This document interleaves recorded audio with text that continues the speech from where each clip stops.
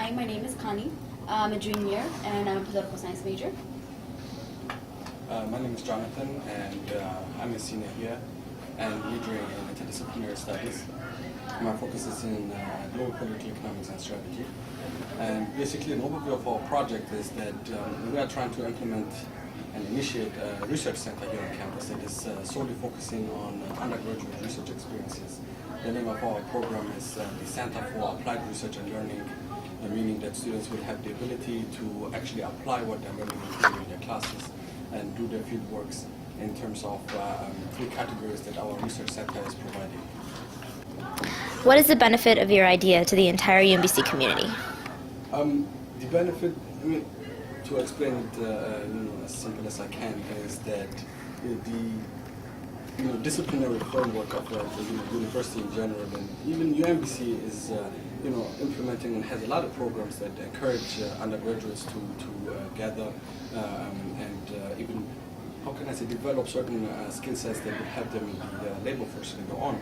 But the problem is that different disciplines and different departments have their own programs that does not allow students to really collaborate in terms of the coursework that others are doing in the different departments and somehow combine them in order to gain a real world perspective of what it is that they are going to expect.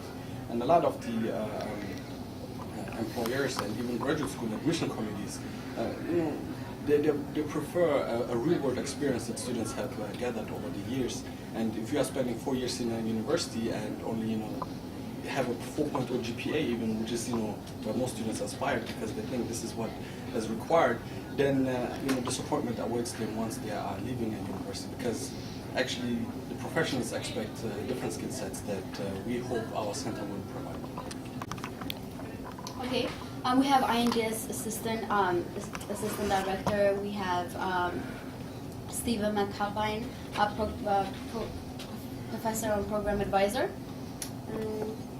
Yeah, he actually, how can I say, provided his support and said that we are able to use, as long as the pilot program requires the conference room in the INGS department in order to gather the students together that are conducting their research and have a working space. Computers can be set up there. So additional support we have gained actually is from Dr. Billy Bickles. She is a professor in the Literacy, Language and Culture PhD program, yes, here on campus.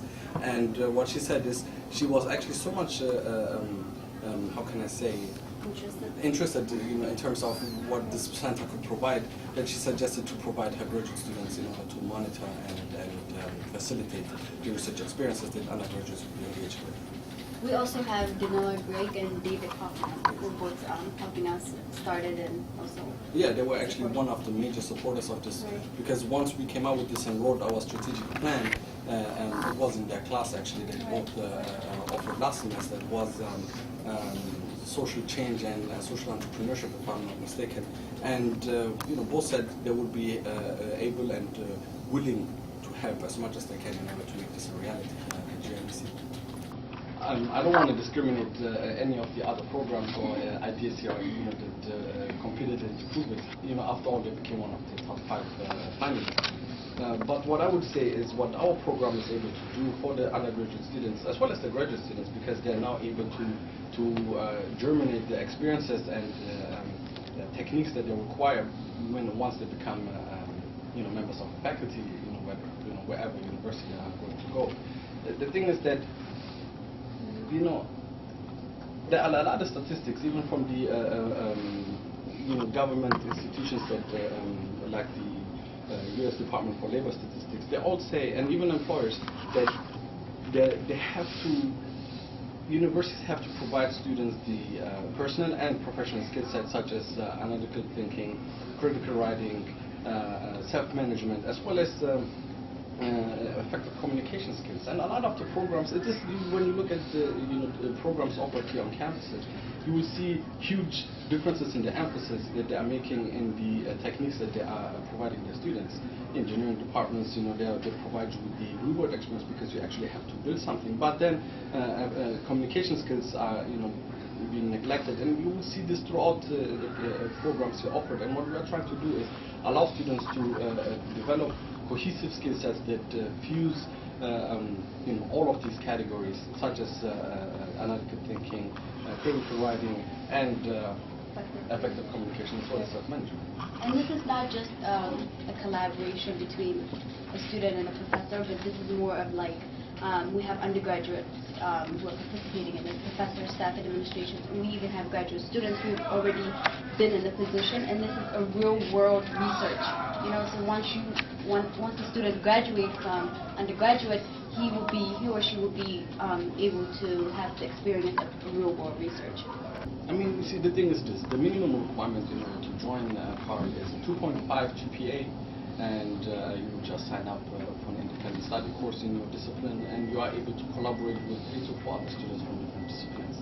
And when you look at it and how other universities are doing it, they are actually, the University of Illinois at Urban-Champaign has a similar program, but only focusing on engineering students.